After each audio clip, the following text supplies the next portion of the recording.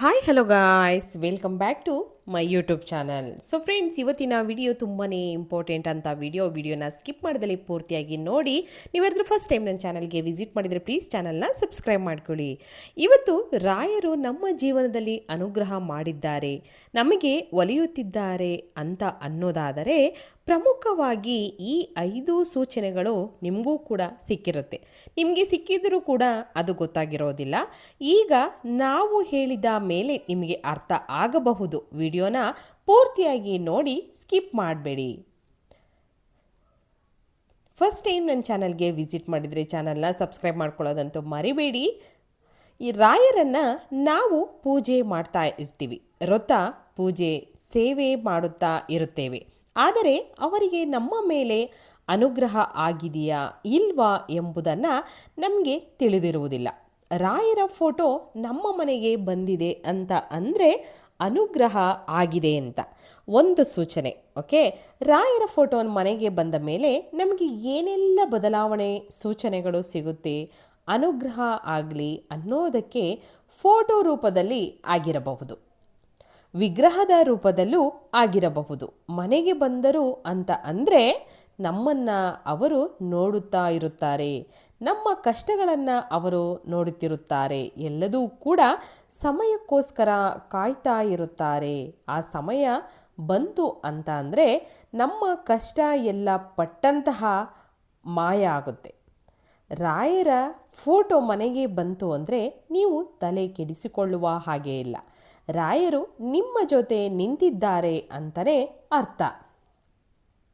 ಮೊದಲನೇದಾಗಿ ರಾಯರ ಅನುಗ್ರಹ ನಿಮ್ಮ ಮೇಲೆ ಬಿದ್ದಿದೆ ಅನ್ನೋದೇ ಅವರ ಫೋಟೋ ನಿಮ್ಮ ಮನೆಗೆ ಯಾವಾಗ ಬರುತ್ತೋ ನೀವು ಆಗ ಅವರ ಸೇವೆಗಳನ್ನು ಮಾಡೋದಕ್ಕೆ ಶುರು ಮಾಡ್ತಿರೋ ಅಲ್ಲಿಂದ ನಿಮ್ಮ ಮನಸ್ಸಿಗೊಂದು ನೆಮ್ಮದಿ ಅನ್ನೋದು ಸಿಕ್ಕಿರುತ್ತೆ.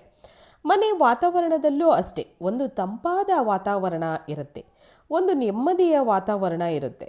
ಮನಸ್ಸಲ್ಲೂ ಕೂಡ ನೆಮ್ಮದಿ ಖುಷಿ ಅನ್ನೋದು ಸಿಕ್ಕಿರುತ್ತೆ. ಇದೇ ನಿಮಗೆ ಮೊದಲನೇ ಸೂಚನೆ. ಇಷ್ಟೊಂದು ಜನ ಗಾಬರಿ ಆಗ್ತಾರೆ. ಇದೆಲ್ಲ ಕಡಿಮೆ ಆಗಬೇಕು ಅಂದರೆ ನಿಮಗೆ ಗೊತ್ತಾಗುತ್ತಾ ಇರಲ್ಲ. ಕಡಿಮೆ ಆಗೋದು ರಾಯರ ಅನುಗ್ರಹದಿಂದ. ಆಗ ನೀವು ತಿಳಿಯಬೇಕಾಗಿರುವಂಥದ್ದು ಇದು ರಾಯರ ಸೂಚನೆ, ರಾಯರ ಅನುಗ್ರಹ ನಿಮಗೆ ಆಗಿದೆ ಎಂದು ಅರ್ಥ.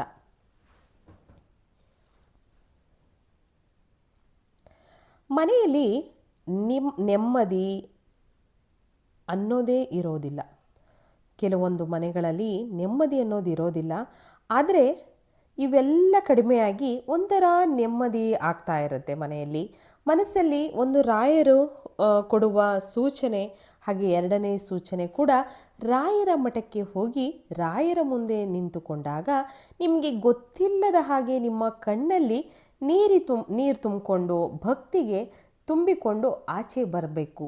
ನೀರು ಆಚೆ ಬರ್ತಾ ಇರತ್ತೆ ಅನ್ನೋ ಸಮಯಕ್ಕೆ ನಿಮಗೆ ಕರೆಕ್ಟಾಗಿ ಗೊತ್ತಾಗುತ್ತೆ, ಓ ನನ್ನ ಕಣ್ಣಲ್ಲಿ ನೀರು ತುಂಬಿಕೊಂಡಿದೆ ಅಂತ. ಅದು ಕೂಡ ರಾಯರು ನಿಮಗೆ ಒಲಿದಿದ್ದಾರೆ ಮಾತ್ರ ಈ ಸೂಚನೆ ಬರುವುದಕ್ಕೆ ಸಾಧ್ಯ. ಯಾಕೆ ಅಂತಂದರೆ ನಮಗೆ ಯಾರು ನೋಡಿದರೋ ಹಾಗೆ ಕಣ್ಣೀರು ಬರೋದಿಲ್ಲ. ಒಂಥರ ಭಕ್ತಿಯಿಂದ ಬರುವ ಆನಂದ ಬಾಷ್ಪ ಅದು ಈ ಥರ ಆಗ್ತಾ ಇದೆ ಅಂದರೆ ನಿಮಗೆ ಖಂಡಿತವಾಗ್ಲೂ ರಾಯರು ಈ ಥರ ನಿಮಗೆ ಒಲಿತಾ ಇದ್ದಾರೆ ಅಂತ ಅರ್ಥ. ರಾಯರ ಮಠಕ್ಕೆ ಹೋದಾಗ ಇದು ಕೂಡ ರಾಯರು ನಿಮಗೆ ಒಲಿದಿದ್ದಾರೆ ಅನ್ನೋದ ತಿಳಿಯುತ್ತೆ. ನಿಮ್ಮ ಮೇಲೆ ಅನುಗ್ರಹ ಮಾಡಿದ್ದಾರೆ ಅಂತಲೇ ಅರ್ಥ. ಇದು ನಿಮ್ಮ ಇದು ಎರಡನೇ ಸೂಚನೆ ಆಗಿರುತ್ತೆ. ರಾಯರ ಫೋಟೋ ಇಟ್ಕೊಂಡು ಪೂಜೆ ಮಾಡ್ತಿರ್ತೀರಲ್ವ, ಆ ಟೈಮಲ್ಲಿ ನಿಮಗೆ ಹೂ ಪ್ರಸಾದ ಆಗುವಂಥದ್ದು ಕೂಡ ನೀವೇನಾದರೂ ಕೇಳಿಕೊಂಡು, ನೀವು ಇಷ್ಟು ಗಂಟೆ ಒಳಗೆ ನಮಗೆ ಆಗಲಿ ಅಂತ ನೀವೇನಾದರೂ ಕೇಳಿಕೊಂಡ್ರೆ ಆ ಟೈಮ್ ಒಳಗಡೆ ಕೊಟ್ಟೇ ಕೊಡ್ತಾರೆ. ನಿಮಗೆ ರಾಯರು ಪ್ರಸಾದ ಕೊಡ್ತಾ ಇದ್ದಾರೆ ಅಂತ ಅಂದರೆ ನಿಮ್ಮ ಮೇಲೆ ರಾಯರ ಅನುಗ್ರಹ ಖಂಡಿತವಾಗಿಯೂ ಇದೆ ಎಂಬುದು ಅರ್ಥ. ಇದು ನಿಮಗೆ ರಾಯರು ಕೊಡುವ ಸೂಚನೆಗಳು. ಹಾಗೆ ಇದಂತೂ ಎಂಥ ಎಫೆಕ್ಟಿವ್ ಅಂತ ಅನ್ನೋದಾದರೆ ನಿಮ್ಗೆ ಏನೋ ಒಂದು ಪ್ರಾಬ್ಲಮ್ ಬಂದಿರುತ್ತೆ ಅಂತ ಅಂದ್ಕೊಳ್ಳಿ. ಆ ಟೈಮಲ್ಲಿ ಸುಮ್ಮನೆ ರಾಯರನ್ನು ನೆನಪು ಮಾಡ್ಕೊಳ್ಳಿ. ರಾಯರು ಇದ್ದಾರೆ ಅಂತ ನೀವು ಅಂದ್ಕೊಂಡ್ರೆ ಸಾಕು, ಎಂಥ ಪ್ರಾಬ್ಲಮ್ ಇದ್ದರೂ ಕೂಡ ಸಾಲ್ವ್ ಆಗುತ್ತೆ.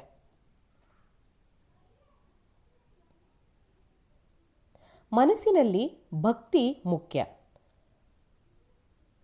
ಸ್ವಚ್ಛತೆಯಿಂದ ಇದ್ದು ಖಂಡಿತವಾಗ್ಲೂ ದೇವರನ್ನು ಪ್ರಾರ್ಥಿಸಿ, ನಿಮ್ಮೆಲ್ಲ ಕಷ್ಟಗಳು ಕೂಡ ನೀರಾಗಿ ಹೋಗುತ್ತೆ. ನಾವು ಫೇಸ್ ಮಾಡ್ತೀವಿ ಅನ್ನೋಷ್ಟು ಧೈರ್ಯ ಬಂದುಬಿಡುತ್ತೆ ನಿಮ್ಮ ಮನಸ್ಸಿನಲ್ಲಿ. ನಿಮಗೆ ಗೊತ್ತಿಲ್ಲದ ಹಾಗೆ ಅವರ ನೆನಪು ಮಾಡಿಕೊಂಡ್ರೆ ಸಾಕು, ರಾಯರು ಇದ್ದಾರೆ ಬಿಡು ನೋಡ್ಕೊಳ್ಳೋಣ ಅಂತ ಈ ರೀತಿ ಬಂದ್ಬಿಡುತ್ತೆ ನಿಮಗೆ. ಅಥವಾ ನನಗೆ ಇತ್ತೀಚೆಗೆ ಅನುಭವ ಆಗಿರುವುದು ಏನು ಗೊತ್ತಾ, ನಾನೇನಾದರೂ ಒಂದು ಯೋಚನೆ ಮಾಡಿಕೊಂಡು ಹೋಗ್ತಾ ಇರ್ತೀನಿ, ಹಾಗೆ ಏನು ಮಾಡೋದು ಏನು ಕತೆ ಅಂದ್ಕೊಳ್ತಾ ಹೋಗ್ತಾ ಇರ್ತೀನಿ. ಪಕ್ಕದಲ್ಲಿ ಒಂದು ಕಾರು ಅಥವಾ ಒಂದು ಬಸ್ಸೋ ಏನೋ ಒಂದು ಹೋಗ್ತಾ ಇರುತ್ತೆ, ಹಿಂದಗಡೆ ರಾಯರಿದ್ದಾರೆ ಎಂದು ಬರೆದಿರುತ್ತೆ. ಆಗ ಅಪ್ಪ ಇಷ್ಟು ನೆಮ್ಮದಿ ಕೊಡುತ್ತೆ ಆ ಒಂದು ಲೈನು ಅಂದರೆ ಅದನ್ನು ಹೇಳೋಕ್ಕೆ ಅಸಾಧ್ಯ.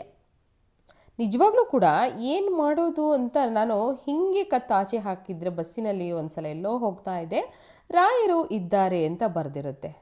ಎಲ್ಲಾದರೂ ಒಂದು ಆ ಕಡೆ ಆ ಗಮನ ನಮಗೆ ಬಂದ್ಬಿಡುತ್ತೆ. ಸೊ ಅವೆಲ್ಲ ಕೂಡ ಅವರ ಸೂಚನೆ ಆಗಿರುತ್ತೆ.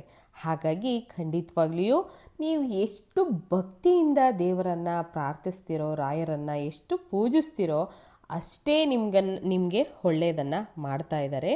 ರಾಯರು ಕನಸಿನಲ್ಲಿ ಬರುವಂಥದ್ದು ನಿಮಗೆ ತುಂಬ ಕಷ್ಟ ಇದೆ, ನೀವು ತುಂಬ ರಾಯರನ್ನು ಬೇಡ್ಕೊಳ್ತಾ ಇದ್ದೀರಾ, ತುಂಬ ಸೇವೆ ಮಾಡ್ತಾ ಇದ್ದೀರಾ, ತುಂಬ ನಂಬಿಕೆ ಇಟ್ಕೊಂಡಿದ್ದೀರಾ ಅಂತ ಅಂದರೆ ರಾಯರು ಕನಸಲ್ಲಿ ಬಂದೇ ಬರುತ್ತಾರೆ. ನಿಮ್ಮ ಕಷ್ಟಕ್ಕೆ ಪರಿಹಾರ ಕೊಟ್ಟೇ ಕೊಡ್ತಾರೆ. ಖಂಡಿತವಾಗಿಯೂ ಇದರಲ್ಲಿ ಯಾವುದಾದರೂ ಒಂದು ನಿಮಗೆ ಈ ಒಂದು ಅಂಶಗಳು ಸಿಕ್ಕಿರುತ್ತೆ.